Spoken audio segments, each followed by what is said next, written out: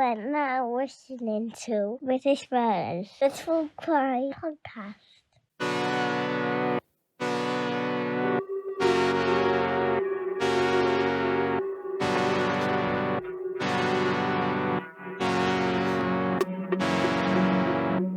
Hello everyone and welcome to British Murders, the podcast that focuses exclusively on British murder cases and serial killers. I'm your host Stuart Blues and this is the second and final part of the Season 8 special.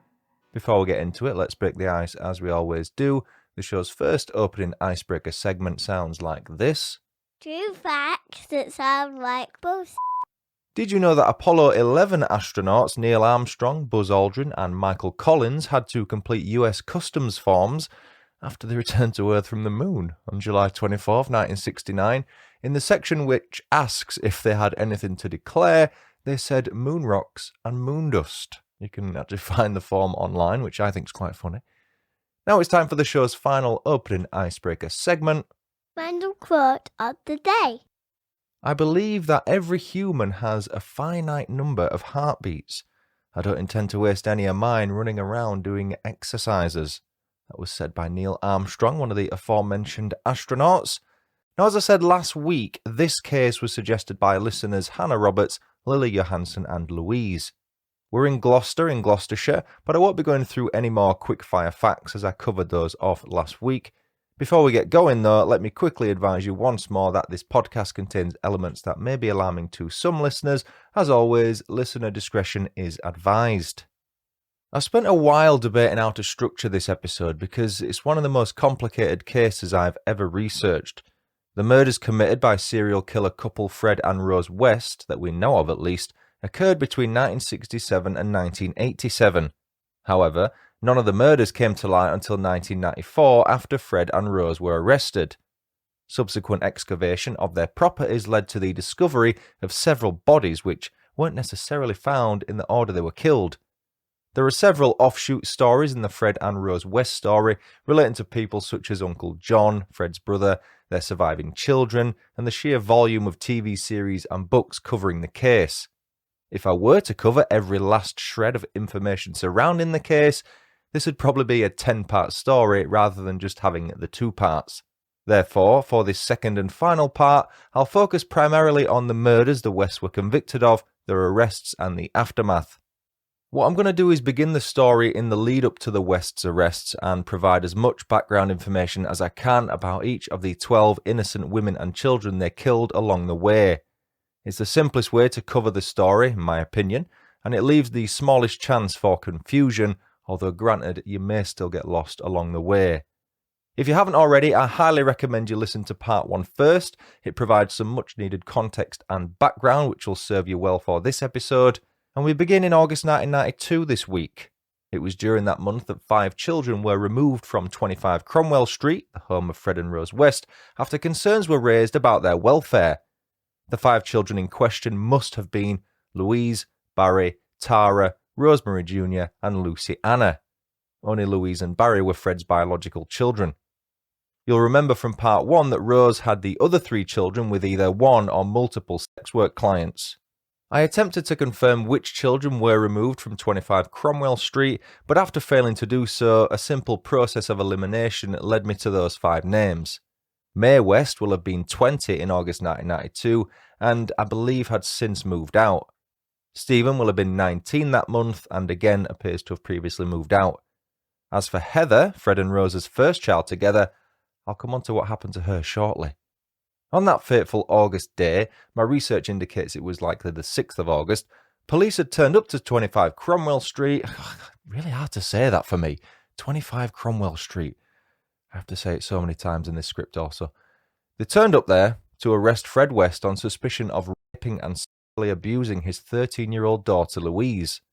Fred was at work when officers arrived at the property, but it didn't stop them from breaking in and arresting Rose on suspicion of assisting Fred. Louise would later confess to her older sister Mae that Rose had sought her out when the police first knocked on the door so she could tell her to keep her f***ing mouth shut. After being taken to the local police station with her siblings, Louise spotted the West family tree written on a whiteboard with a question mark next to Heather's name. At the time, Louise had no idea why the question mark was there. Initial interviews of the children by police and social workers led to one of the 5 kids mentioning there being a family joke about Heather being under the patio. Not knowing what to do with that off-key comment, officers failed to record it or follow it up. An emergency protection order then led to the children being sent to Cowley Manor, a country house in Cheltenham, under the care of social workers. Fred was later arrested at his place of work, whilst other officers searched the property at 25 Cromwell Street. What they found was shocking, but would soon seem timid once further discoveries were made. That initial search of the property led to officers finding hardcore porn videos, BDSM sex toys, and other sex-related paraphernalia. Fred and Rose were taken to separate police stations to be interviewed, with Rose soon being let go. Fred would go on to be charged with 3 counts of rape and 1 of battery or sodomy. Rose was charged with encouraging unlawful sexual intercourse and cruelty to a child. A few months before police officers turned up at 25 Cromwell Street, Fred had escalated his abuse of Louise from gripping and inappropriate touching to rape, an act he carried out on 3 separate occasions. The first time, Rose wasn't in the house, but she was aware of the second and third rapes. According to May, Louise told her years later that Fred had asked Rose to check if she was still a virgin. Rose complied, and after informing Fred that Louise was no longer a virgin, he was satisfied. Louise was told that she would break up the family if she ever told anyone about what had happened, and for the longest time she kept quiet, but eventually she told some of her younger siblings. She also told one of her friends, who in turn told her mum.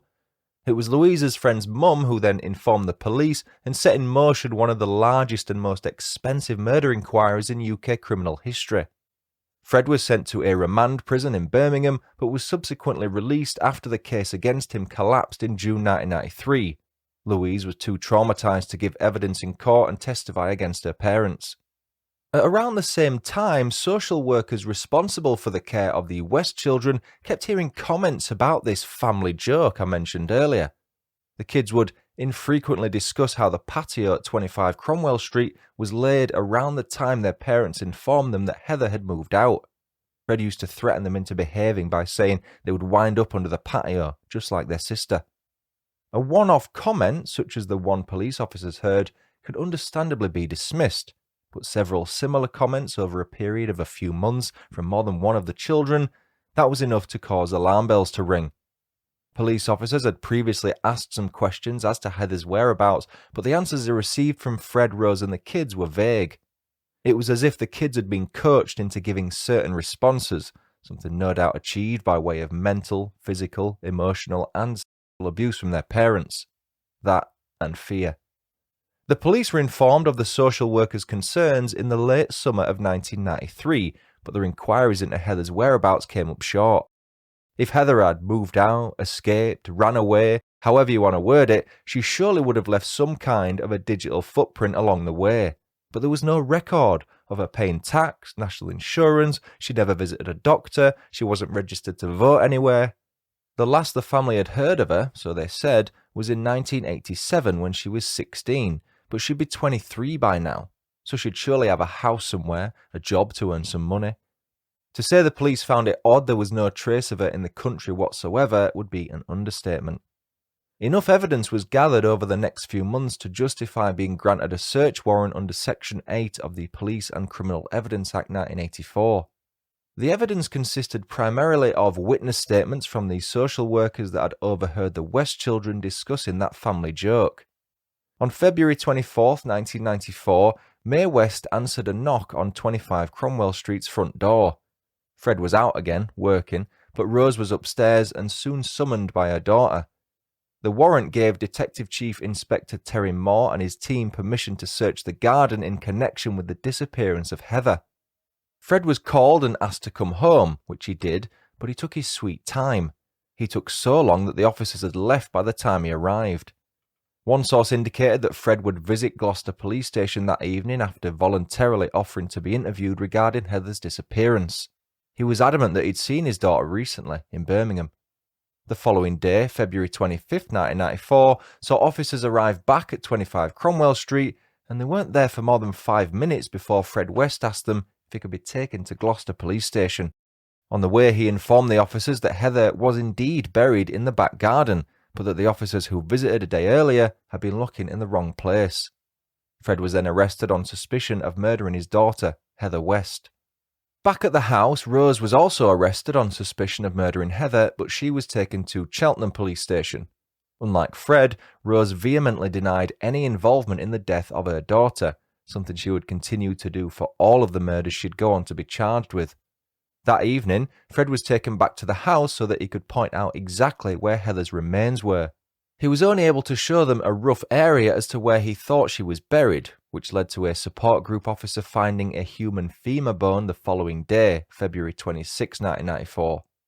Home Office pathologist Professor Bernard Knight then excavated the rest of the remains, which were later identified as belonging to 16-year-old Heather West via her old dental records.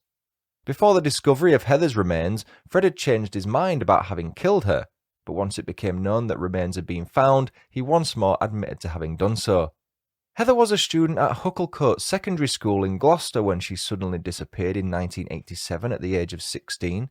She had just finished her GCSE exams and was no doubt excited about what her future might bring. As I mentioned in part 1, Heather and May were regularly molested by Fred. They would try and protect each other from their father's advances, but often failed. It's thought that Heather either told some of her friends about what Fred was doing to her, or she threatened to go to the police. Either way, she disappeared soon after Fred became aware of it. Many lies were spread by Fred and Rose as to her whereabouts after she was last seen on or around June 19, 1987. Some were told that Heather had moved out. Some heard she'd gone to work in a holiday camp. Others heard she'd run away with a lover. For obvious reasons, Fred and Rose did not report her as missing to the police. Despite being the first person whose remains were discovered at 25 Cromwell Street, Heather is believed to have been the last person murdered by Fred and Rose West. It soon came to light that another human femur bone had been found in the garden of 25 Cromwell Street, indicating there may be several bodies buried back there. When questioned, Fred explained he had also killed 2 other teenagers. He first admitted to having buried 18-year-old Shirley Robinson before admitting to having killed 16-year-old Alison Chambers, who he said was a friend of Shirley's. On the same day Fred appeared at Gloucester Magistrates Court charged with Heather's murder, February 28, 1994, support group officers found more human remains in the back garden of 25 Cromwell Street. In order of discovery, they belonged to Alison Chambers and Shirley Robinson. Rose was then arrested on suspicion of murdering the 2 girls. Born on September 8, 1962 in Hanover, a city in what was known as West Germany at the time, Alison Chambers would later settle in Swansea, South Wales. Known to her friends and family as Al or Ali, Alison's father served in the Royal Air Force and was stationed in West Germany with his family when she was born. She had a rather turbulent adolescence, with her teenage years being particularly troublesome. This led to her leaving home at 16 to move to Jordans-Brook House, a children's home in Gloucester. In 1977, a couple of years before Alison disappeared, another resident at Jordans-Brook House reportedly ran away from the home and somehow ended up at 25 Cromwell Street, where they were raped by Fred and or Rose. By 1979, Alison had a steady job working at a law firm under the Youth Training Scheme, a former on-the-job training course initiative for high school leavers. Allegedly, she was also a frequent visitor at 25 Cromwell Street, but in what capacity, I can't say. Shortly before her 17th birthday, which puts us in the late summer of 1979, August or September time, Alison disappeared. The staff at Jordans-Brook House thought she'd run away and reported her suspected absconding to the Missing Persons Bureau, the UK's national and international point of contact for all missing people and unidentified body cases. As with so many of the West victims, Alison's case soon turned cold and searches for her ceased. Shirley Robinson was born on October 8, 1959 in Leicestershire, and although police found no connection between her and Alison Chambers, despite Fred insisting they were friends, they had a few things in common. Shirley had also lived in Germany at some point in her life, although it's unclear as to whether it was East or West Germany. She eventually settled in the West Midlands with her mum and dad, who were German and English respectively. Shirley was an open-minded individual and may have seen the best in everyone. That may explain why she fell in love with Fred West after the pair met in the mid to late 70s and Shirley began lodging at 25 Cromwell Street. Fred and Shirley began having an affair, and the teenager saw herself as being Rose's replacement. In around July 1977, Shirley became pregnant with Fred's child. Rose was far from happy with the arrangement and is thought to have had a word with Fred to the effect of him needing to get rid of her, one way or the other. By April 1978, a heavily pregnant Shirley was a month away from giving birth when she was last seen. She had written to her dad, also a former RAF soldier like Alison Chambers' dad, who was based in the city of Cologne, West Germany at the time. In the letter, Shirley said, "I am expecting a child from Freddie. We are in love." Shirley Robinson's disappearance was not reported to the police. Her unborn 8-month-old baby's remains were found alongside hers in the garden of 25 Cromwell Street. Fred West was charged with the murders of Alison Chambers and Shirley Robinson on March 2, 1994. Rose was not charged with their murders until May 18th and 23rd, 1994. Regarding Heather's murder, Rose was charged with that on May 26, 1994. On each occasion, she replied by saying, "I'm innocent." You can probably begin to understand why I said this timeline is so difficult to cover. The key dates are all spaced out so sporadically, especially when it comes to Rose's charges. If we stay with March 2, 1994 for now, that was also the day detectives working the case were made aware that a woman called Lynda Gough was once a lodger at 25 Cromwell Street but had mysteriously disappeared in 1973. Fred at first denied knowing anyone by the name Lynda Gough when he was asked about her the following day, March 3rd, but by March 4th, a huge breakthrough in the case came after Fred handed a note to Detective Superintendent John Bennett, the case SIO. The note said, "I, Frederick West, authorise my solicitor, Howard Ogden, to advise Superintendent Bennett that I wish to admit to a further approximately 9 killings, expressly Charmaine, Rena, Lynda Gough, and others to be identified. Signed, F. West." If we add Heather West, Alison Chambers, and Shirley Robinson to that list, it takes us to 12 women and girls Fred was admitting to having killed. That confession was followed by a further trip to 25 Cromwell Street, where Fred pointed out more locations where he'd buried the bodies of his victims.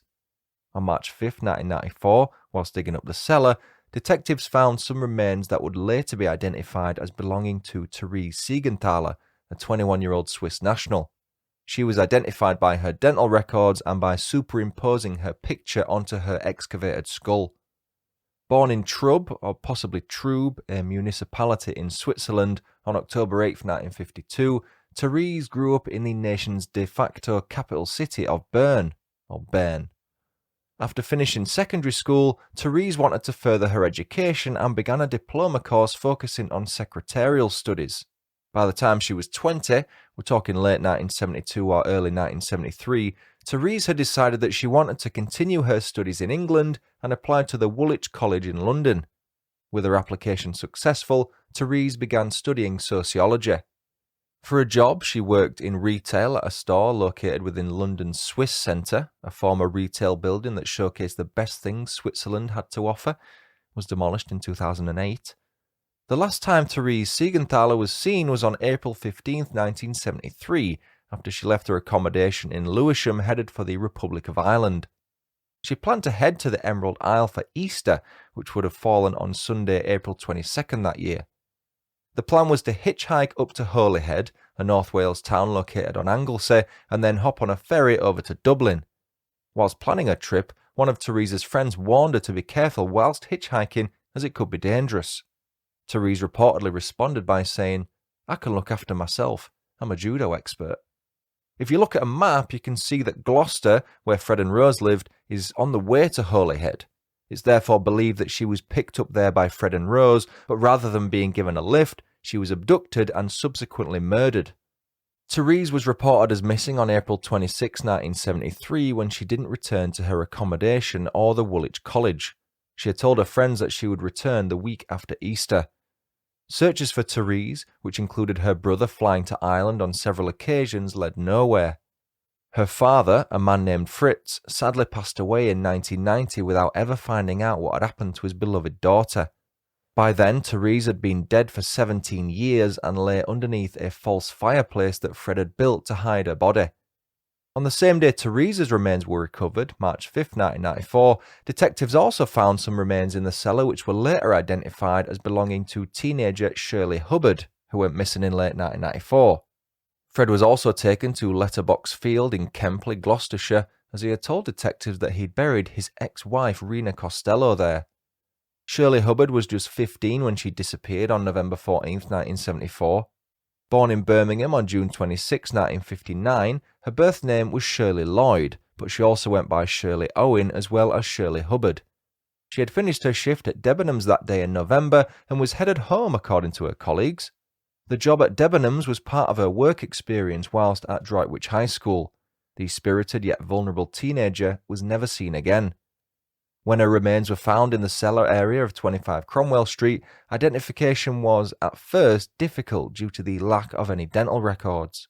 Regardless, Shirley Hubbard was the youngest of Fred and Rose's victims to be found buried at their house of horrors.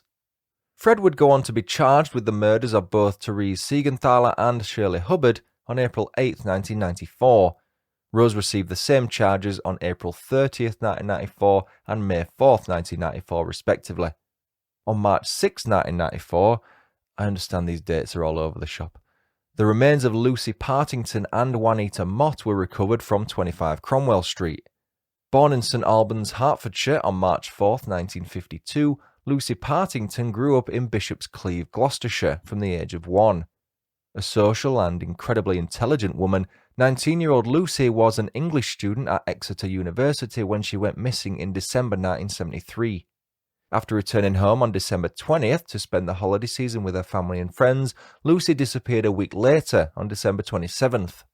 She was staying with a friend at the time in Pittville, Cheltenham. As she made her way to a nearby bus stop shortly after 10 p.m, Lucy is thought to have been picked up by Fred and Rose. She was in a rush to catch the last bus from Cheltenham to Gretton, where her family lived, and perhaps she felt that a lift would get her there quicker, maybe save her waiting outside in the cold for the bus to arrive. She was not seen alive again. Lucy's mum then reported her as missing to the police the following day, December 28th.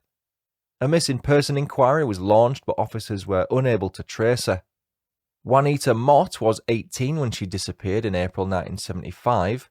Born on March 1, 1957, the former Winifred Cullis Girls' School student lived in Newent, Gloucester, but had previously lodged with the Wests at 25 Cromwell Street, so they knew who she was. An outgoing and strong-willed young woman, Juanita left her address in Newent on April 11, 1975, and was believed to be headed for Gloucester. She had made plans to return to the Newent address the following day, but she never returned. One source indicated she was meant to attend a friend's wedding on April 12, 1975, hence her planned swift return. It's not clear as to why Juanita headed for Gloucester on April 11th, but it's believed she was picked up by Fred and Rose at some point, taken back to 25 Cromwell Street, and then subsequently murdered and buried there. Juanita's family contacted the Missing Persons Bureau and the media, but the police don't appear to have been informed of her disappearance. In a bizarre twist, Juanita's sister is alleged to have infrequently visited 25 Cromwell Street in and around 1980 to visit one of her friends who was lodging there at the time. She had no idea that her sister was killed by the property's owners and that her remains were buried beneath the floor she was likely walking on. Fred was charged with the murders of both Lucy Partington and Juanita Mott on March 28, 1994. Rose received the same charges on April 28, 1994 and May 6, 1994 respectively. Rose responded to the latter charge by saying, "I'm innocent, by the way." The next set of remains were recovered from 25 Cromwell Street on March 7, 1994. They belonged to the aforementioned Lynda Gough. A day later, the remains of Carole Ann Cooper were found in the cellar. Born on May 1, 1953, 19-year-old Lynda Gough was living with her family in Gloucester when she went missing. Lynda attended a private girls' school in Gloucester before beginning her work career as a seamstress at the Brunswick Road Co-op in Gloucester. At some point, Lynda is believed to have either lodged with Fred and Rose or at the very least paid them a visit on occasion. Lynda appeared to have secured herself a flat and had written a note for her parents explaining that she was leaving. April 19, 1973 was the day she left her family home and she was never seen again. Before long, Lynda was reported as missing by her parents, although it doesn't appear to have been too much of a cause for concern, as Lynda was not believed to be vulnerable and, for all her parents knew, was living in her new flat. It's unclear as to how and when Lynda died, but her remains were found in a deep pit beneath 25 Cromwell Street. One source said the pit was located beneath the property's garage, but another said it was beneath the ground floor bathroom. I think the truth was a combination of the two. A former car inspection pit had since been converted into a bathroom. I suspect Lynda was buried during that conversion build. Fred was charged with Lynda Gough's murder on March 28, 1994, at the same time he was charged with the murders of Lucy Partington and Juanita Mott. Rose was charged with Lynda's murder on April 24, 1994. Once again, she insisted she was innocent. Carole Ann Cooper was born on April 10, 1958, and went by the nickname Kaz.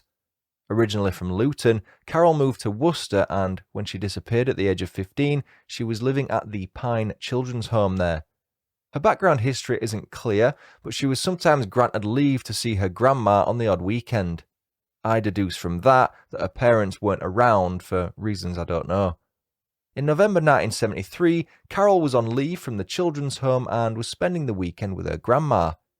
On Saturday, November 10, 1973, Carole went to the cinema with her boyfriend and some of their friends.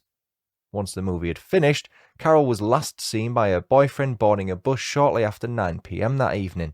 She was headed back to her grandma's house but never arrived. A few hours passed before her grandma reported her as missing. It's possible that Carole had run away, her family thought, but it didn't really make sense as she'd taken none of her belongings with her when she left for the cinema. A missing person inquiry commenced, but it led to nothing. As was their MO, the Wests are believed to have offered Carole a lift at some point along her journey and murdered her once back at 25 Cromwell Street. Fred and Rose were charged with Carole's murder on March 17, 1994 and April 26, 1994 respectively. By May 1994, 9 separate sets of human remains had been recovered from 25 Cromwell Street. No more would be recovered from that property, but on May 4, 1994, the remains of Charmaine West, Fred's stepdaughter from his first marriage to Rena Costello, were found beneath the kitchen of 25 Midland Road. That was where Fred, Rose and Charmaine moved to in January 1970. Remember in part 1 when I said that Fred got sent to prison for 10 months for petty theft in December of that year? It was whilst he was in prison that Rose murdered 8-year-old Charmaine at 25 Midland Road. After doing so, Rose hid her body until Fred was released from prison. That release date came on June 24, 1971, and a day later, Fred helped Rose bury Charmaine's body underneath the family's kitchen. The act of doing so reportedly excited him, and it no doubt set them on their joint killing spree. The killer couple explained to anyone who asked that Charmaine had returned to her native Scotland to live with her mum. She was never reported as missing to the police. Fred and Rose were charged with Charmaine's murder on May 11, 1994 and January 13, 1995 respectively. We may as well discuss Charmaine's mum now. Catherine Costello, or Catherine West as she became known after marrying Fred in November 1962, was more commonly known as Rena. She was roughly 26 years old when she went missing in either late 1970 or early 1971. She and Fred had separated by that point and she'd moved back to Scotland, but as I touched upon last week, she would frequently travel back down to Gloucester to check upon the children. In all likelihood, it was during one of those visits that Fred killed her, but it's open to much debate and speculation as the truth will never be known. I'll explain why shortly. After Rena disappeared, she was not reported as missing to the police. Her family and friends heard various stories as to her whereabouts, with some claiming she had moved as far away as Saudi Arabia. The sad reality was that her ex-husband had murdered her and buried her body in Letterbox Field in Kempley. Her remains were excavated from there on April 11, 1994. Rena's was one of 2 murders attributed solely to Fred, even though he had begun having an affair with a teenage Rose by that point. The other murder attributed solely to Fred, and also thought to have been his first murder victim, was the West's nanny, Anne McFall, whom I introduced in part 1. The 18-year-old was around 6 months pregnant with Fred's child when she disappeared in the summer of 1967. It was around May or June of that year when she was last seen. She lived with the Wests and moved around with them to various caravan sites throughout Gloucester, so Fred could have killed her any time he fancied. As with so many of the West victims, Anne McFall was not reported as missing to the police. Her remains, along with those of her unborn baby, were excavated from another field in Kempley called Fingerpost Field on June 7, 1994. Fred was subsequently charged with her murder on July 3, 1994, but he was adamant that he hadn't killed her, even though he led them straight to where he supposedly thought she was buried. A further point to mention is that I did read that no forensic evidence linked Fred to the murder of Anne, but the way she'd been dismembered was consistent with his MO. Fred and Rose hadn't met by the time Anne was killed, so that's why Rose wasn't charged with Anne's murder. One final person I'm going to mention is 15-year-old Mary Bastholm, who disappeared in Gloucester in 1968. Fred was questioned about Mary's disappearance in March 1994, but denied knowing anything about it. After following an exhaustive number of inquiry lines, police were ultimately left unable to charge Fred with anything, especially as no body had been recovered. Officers firmly believe that Fred was involved with Mary's disappearance, as does Fred's son Stephen, but there's no evidence linking Fred to Mary. Stephen has since mentioned that his dad would often boast about having killed Mary when he was on remand, and hopes were raised in May 2021 when a cafe in Gloucester was searched. The Pop-In Cafe, now called the Clean Plate, was where Mary worked before she disappeared, and Fred was a frequent customer. He also conducted some repair work on the cafe's drains in late 1967. Mary disappeared on January 6, 1968 as she made her way to a bus stop with the intention of visiting her boyfriend Tim Merritt. She was last seen wearing a blue jacket with a blue and white dress and was carrying a blue bag. So when a TV production company filming at the cafe said it had found blue material in the cellar, they felt they had unravelled one of Gloucester's biggest mysteries. As it turns out, there was no such blue material in the cellar, and no remains were found. I said earlier that the truth will never be known regarding Rena Costello's death. The same applies for all of Fred and Rose's victims. The first reason for that is because Fred West took his own life on January 1, 1995, whilst on remand at HMP Winson Green in Birmingham. He had made a noose from strips of clothing and was found hanging in his cell shortly after midday. Revival attempts failed and he was pronounced dead at 1:30 p.m. He was 53 years old. The second reason is Rose West's continuing denial as to her involvement in any of the murders. She pleaded not guilty to each of the 10 murder charges she faced at a pre-trial review on May 12, 1995, and to this day denies any involvement. She insists that she was a pawn that was used by Fred and has taken the fall for it, especially now that he's dead. Some think it was in reality the opposite, and Fred was more Rose's pawn and that she was the ringleader. Mr. Justice Charles Mantell handed 41-year-old Rose West a life sentence on November 22, 1995 for 10 counts of murder.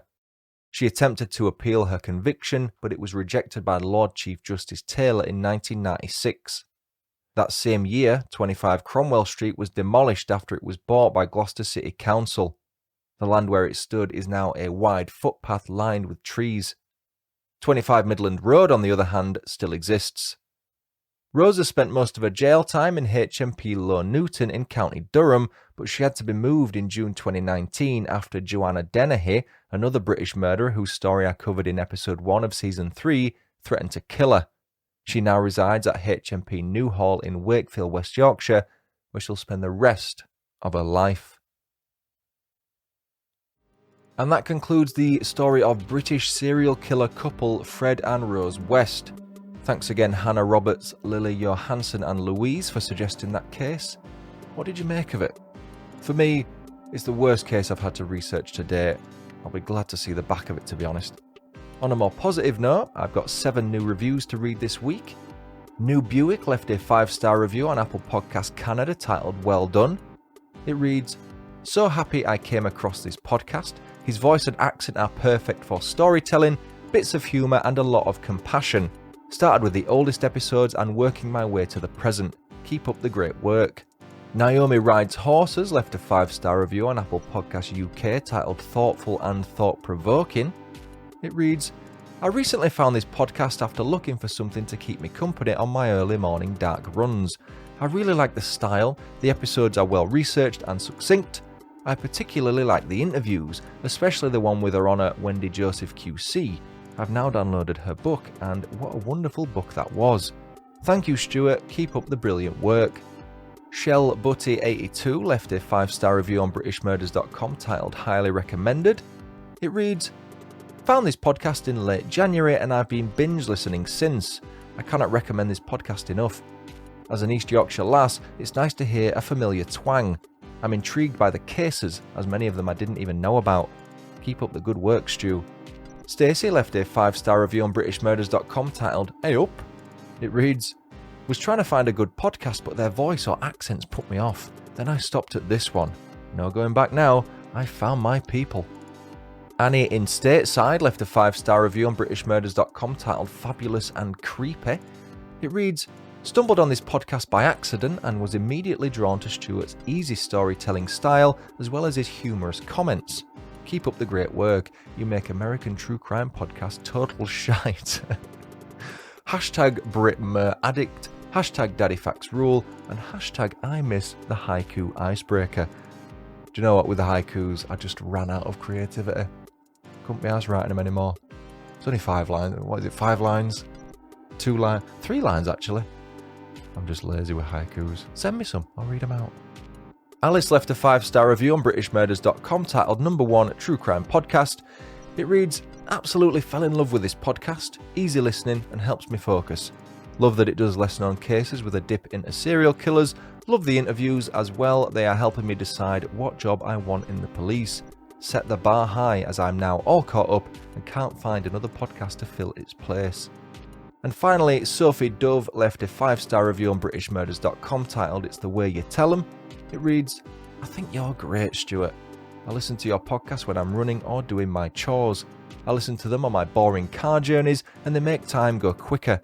You tell the stories with kind empathy and feeling, showing warmth and emotion where appropriate. You're a great podcaster and keep up your great work. Good work, Mr. Yorkshire." I'll take that. Thank you, New Buick, Naomi, Shell, Stacey, Annie, Alice and Sophie for leaving the show such lovely reviews. Suppose you'd like to leave a review of the show and have it read on a future episode, you can do so on iTunes, Facebook, Podchaser or at BritishMurders.com. You can also leave star ratings on Spotify, up to 600 on there now. Buzzing for that, thank you so much, keep them coming. If you'd like to support the show on Patreon or donate on a one-off basis via Buy Me a Coffee, you can find the links for each on my website. Thank you Paul H for buying me a beer via buymeacoffee.com/BritishMurders. The note left was, "Another great season, can't wait for season 9. Good luck." Please continue emailing case suggestions to britishmurderspodcast@gmail.com. Message me on social media, leave a comment on YouTube, however you want to do it. You'll not only get the episode covered, but you'll get a cheeky shout out too. With the conclusion of my Season 8 special, I now have a week where I can have an off-season episode, gives me a week off, and welcoming long-time collaborator of the show Bobby Holmes back. She tells me a murder story from across the Atlantic. It'll be my only off-season episode this time, and the first episode of Season 9 will air the week after. For now, I've been Stuart Blues, this has been British Murders, thanks so much for listening. Until next time, cheerio.